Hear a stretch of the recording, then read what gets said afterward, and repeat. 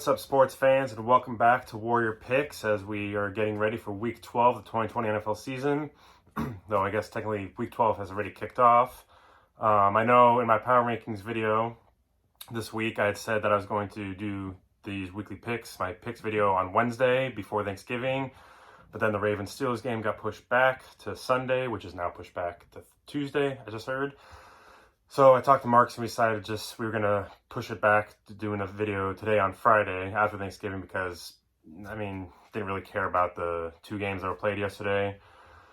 So, speaking of Marcus, unfortunately, he's not going to be able to be here now today. Some last minute stuff came up, so we'll do the video this week without Marcus, and he'll be back on next week, I'm sure. So, but we're still doing 7 games this week. I still want to give Marcus a chance to catch up. I said we were going to do 7 games this week, so we're going to do 7 games this week still. So I just went and found 2 of the games to do.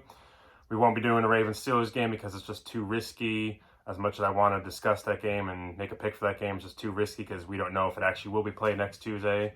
So we're just going to skip that this week. But yeah, so we'll just get right into it with the Week 12 picks here. So we're going to start off with the Tennessee Titans and the Indianapolis Colts. That's going to be one of the biggest games of the weekend. Whoever wins this is probably going to win the AFC South. The Colts took the last game pretty handedly. And so I think the Titans are going to want some revenge in that one. And Titans are coming off a big win against Baltimore. Tennessee has been a bit of an inconsistent team this week, though. Ever since their undefeated start, they've stumbled a little bit week to week. So I'm going to look for them to kind of start regain some of that consistent form. They've gone back, though. The team, that offense still runs through King Henry. I think earlier in the season they were trying to push Tannehill a little more, but I feel like the last couple of weeks they've gone back to just grounding and pounding with that behemoth of a running back they have. So I'll look for Tennessee to keep that up against a really good Colts defense. The Colts, I feel like they're a better team than was anticipated. I figured they would be pretty good this year. I didn't think they'd be as good as they have been. Phillip Rivers has had some impressive games where he hasn't had to do too much because he has that defense behind him. Last week they had a great win against the Packers, coming back and being down 28-14. That was impressive to see. And even though their defense did struggle in the first half against Packers, they shut them down in the second half, held them to, 3 points the rest of the game, and were able to come back and beat them. So just going to look for this to be a great kind of an old school battle here because both these teams have good running games. Both teams have good defenses. The Titans, I think, are starting to come around. So we'll see what happens this one. But I got the Titans by 4. Titans by 4. All right, next game now. On to the Buffalo Bills and the Los Angeles Chargers. I almost said San Diego. That's been a while since there. But Los Angeles Chargers. So Buffalo, Josh Allen, I feel like has regained some of that MVP form he found earlier in the season. I think he's coming back around, and I think he'll be able to put together a pretty good game against the Chargers here this weekend. For the Bills, they have to start finding a running game. Devin Singletary, I think he's kind of just underperformed. He's got potential to be a pretty good running back, but I just don't see it. I don't know if that falls on him or the offensive line, but I want to start seeing more from that ground game. Zach Moss is also a good back they have. The Bills, I will say what I like about them a lot is I think they are a well-coached team. I really like Sean McDermott and his style of coaching. I feel like all around they're well-coached.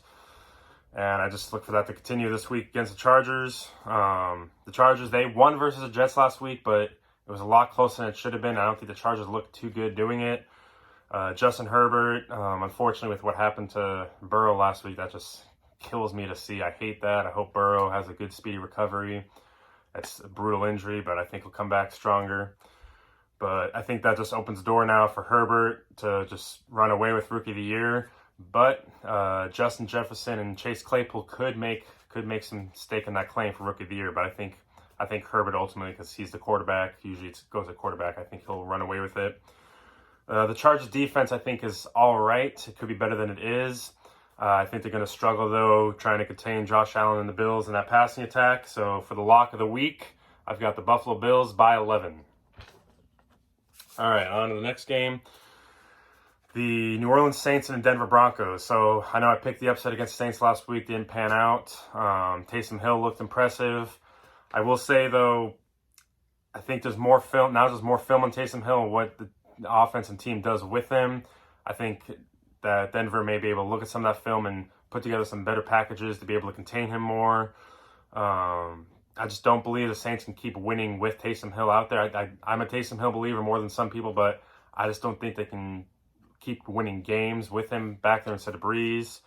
Their defense, though, over the last few weeks, since Week 6, has only allowed 14.4 points per game. That is the fewest in NFL since Week 6. So their defense has really come around and really is what they're going to have to rely on right now during the stretch without Breeze. The Denver Broncos, on the other hand, they're another inconsistent team. They're a young team. They're having their fair share of injuries themselves and struggles. I think if they had Von Miller, obviously they'd be a lot better record than they are. So I think there's some hope there for the future. They have potential to be a good defense in the future and a good all-around team. I will say the game is in Denver. I know there's no fans, or Denver might have some fans, but even still, it's not a packed house. But the game is in Denver. We're getting to December, so it's going to be a cold game. We know the Saints and their outdoor struggles, even if they're a different team without Breeze. They're a dome team still, so I think they could struggle in this game. I know I picked an upset against them last week. I'm rolling the dice again, picking against them again this week. If it doesn't pan out, I'm going to stop picking against them. But this week, give me the Broncos and the upset by 2. All right, on to the next game. Got the Kansas City Chiefs and Tampa Bay Buccaneers.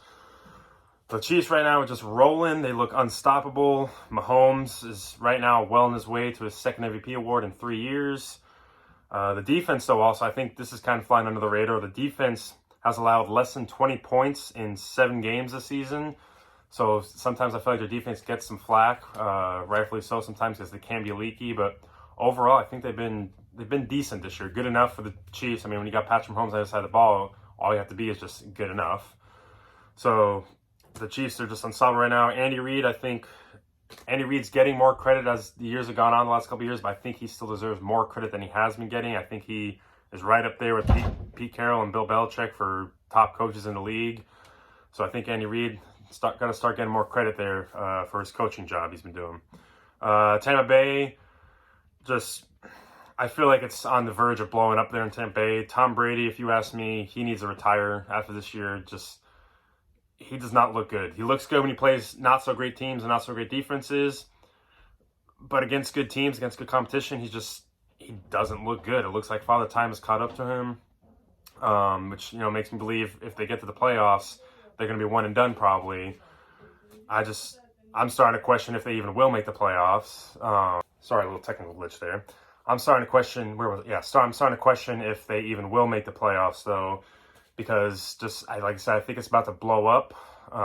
Bruce Arians has not been shy about throwing Tom Brady on the bus. I don't think Tom Brady is going to respond well to that. Those losses this year, Brady's kind of shown he's really a sore loser. He's not a great sport. He's rubbed a lot of people the wrong way, and I feel like he's starting to rub Arians the wrong way. I think that's going to blow up soon, especially got Antonio Brown there. We could sense a lot of drama probably brewing out there in Tampa Bay. So in this game this week, the Chiefs-Buccaneers, give me the Chiefs by 5. All right, on to the next game. Got the Green Bay Packers and the Chicago Bears, old school classic rivalry here. This is just one of those games where no matter the record, it can go either way. I feel like the Bears always give Green Bay fits no matter what's going on. The Bears, they're kind of the opposite of what the Seahawks were earlier this year. They're a great defense, but a horrible offense. It sounds like Mitchell Trubisky is going to be playing in this game as Nick Foles may be out. So who knows? Maybe Trubisky has one of those weird, unusual games where he plays good. I doubt it, though. Chicago, they're another inconsistent team.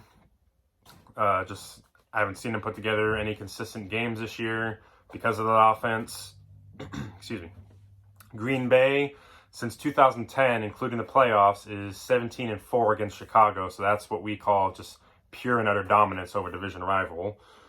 Green Bay themselves have become inconsistent themselves over the last month or so. Usually it seems like they go on a trend of win one, lose one, win one, lose one, and they don't really look good in any of their games, though. Like, I think outside the Niners game, which was against the Niners C-team squad, it was the only game over the last month they've actually looked decent. So I'm kind of curious there what's going on in Green Bay.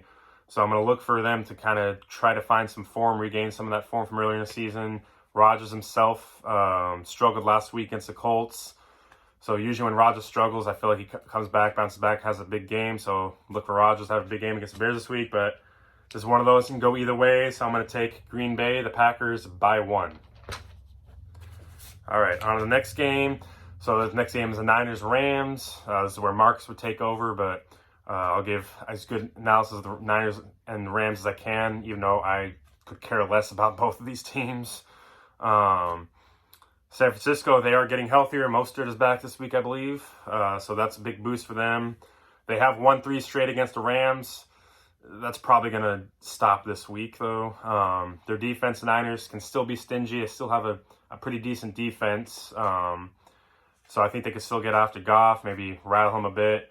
We'll see, but I don't have too high hopes for the Niners. The Rams, right now, they're just firing all cylinders. They're looking kind of unstoppable themselves. Goff does have his inconsistencies, but got to give credit where credit is due. He has been playing pretty well over the last month or so. And their defense, the Rams defense, can make their case an argument for being the best defense in the league themselves. I don't think they are. They are up there, but you can make an argument that they are the best defense. There are, though, some kicking concerns, I feel. Who's a kicker now? I think it was Matt Gay last week, missed a field goal. So I feel like they've had some field goals, some kicking concerns. So that's something to keep an eye on because that can play huge, especially in a division game that could be close. I don't think, though, that this game will be close. I'm going to take the Rams by 10, but go Niners. Please help the Seahawks out. Never thought I'd say that, but yeah, go Niners this week, please. Which transitions into the last game of the week this week. Not literally this week, because actually we're going to have a game on Tuesday now. So Monday Night Football, the Seahawks and the Eagles. Feels like these teams play every year lately. The Seahawks, some fun facts here, are 5-0 in the Russell Wilson era versus the Eagles. Taking a step further, they've actually won 7 straight against the Eagles. The last time they lost against Philadelphia was in 2008, which it wasn't hard to beat the Seahawks in 2008, but we don't need to talk about that. Finally, I can say for the Seahawks, we're finally here at this point where I can say I'm confident in the defense. I like to see it through this next stretch of games, though, too. Them just like pad their stats and kind of help out those rankings, get to maybe at least 20th, somewhere in the low 20s as ranked of his defense over these next 4 or 5 games that are coming up. But they showed great improvements against the Cardinals in the last 6 quarters. You can say they've been dominant the last 6 quarters, dating back to the second half of the Rams game. You know, they contain Murray, they contain Hopkins, and they're getting healthier, getting Shaquille Griffin back. So that's huge. Since week 8, this is a stat I like to hear. Since week 8, the Seahawks defense has the second most sacks in the NFL, 4 more than the Steelers and just 2 less than the Saints. So that pass rush over the last month or so, it's been on point ever since Dunlap has come here. That Carlos Dunlap trade could prove to have been a catalyst in the season for Seahawks and really get things back on track and propel them forward. So yeah, the defense is improved. I hope to see it continue. Russell Wilson improved last week too. He didn't do more than he needed to do. I'm sure over this next course of 4 or 5 games, Russell could pop off again. It's going to be hard, I feel like, for him to get back that MVP, that top spot for MVP. I do think it's going to go to Mahomes unless Mahomes falls off. But Russell should at least get some MVP votes this year. But yeah, I look for him to finish strong this season over these next 4 games against some weak opponents. For the Eagles, I mean, what is there to say about them? They've just been abysmal. They've been awful. I feel like they're just going to fall out of the race now for the NFC East, which is saying a lot because that division is horrible. You got Washington football team at first place now after their huge win against the Cowboys. Who would have thought you'd say that? But I did make a preseason prediction that Jalen Hurts was going to replace Carson Wentz by week 5 or 6. Let's be honest, that should have happened, and it should have happened by now. It's starting to be questioned in Philadelphia. You know, when are we going to see Hurts replace Wentz soon? I feel like it's got to happen soon. Like, what's the worst that could happen? Like, why did you draft Jalen Hurts if you didn't want to? And what was it, the second round? If you didn't want to play him at quarterback, if you didn't eventually see him maybe taking over Wentz, because Wentz has had these injury concerns now this year. He's been awful. So I feel like that's got to happen soon. And I mean, if you're an Eagles fan, I don't know where you place the blame, whether you place on Wentz, Peterson, or even Howie Roseman for how he's put together this team. Just who knows what this team has just completely fallen from grace from its Super Bowl run a few years ago. So it's been all bad news in the city of brotherly love. So with that, I am taking the Seahawks this week taking the Seahawks by 9 this week over the Eagles. So yeah, Marcus and I'll run through Marcus's picks. So he's taking the Titans over the Colts. He's taking the Bills over the Chargers, the Chiefs over, who are the Chiefs playing? Chiefs over the Bucks, the Packers over the Bears, the Rams over the Niners, and then the Seahawks over the Eagles. So the only difference we have is a New Orleans-Denver game where I'm taking the Broncos, he's taking the Saints. Come on, Marcus, I gave you a chance to catch up this week, but we only have one difference. What's up with that? So I guess I'm not going to complain, but we'll see what happens. Maybe you'll gain one of me this week with the Denver-New Orleans game, but we'll see. So yeah, I hope everyone had a good Thanksgiving this week. Hope everyone has a good weekend this week. Enjoy some football this week. Hopefully that Ravens-Steelers game can get in. Hopefully that the whole COVID situation over there doesn't get too bad. And hopefully we can enjoy some good football this weekend. So as always, please like and share the video, hit the subscribe button, and go Hawks.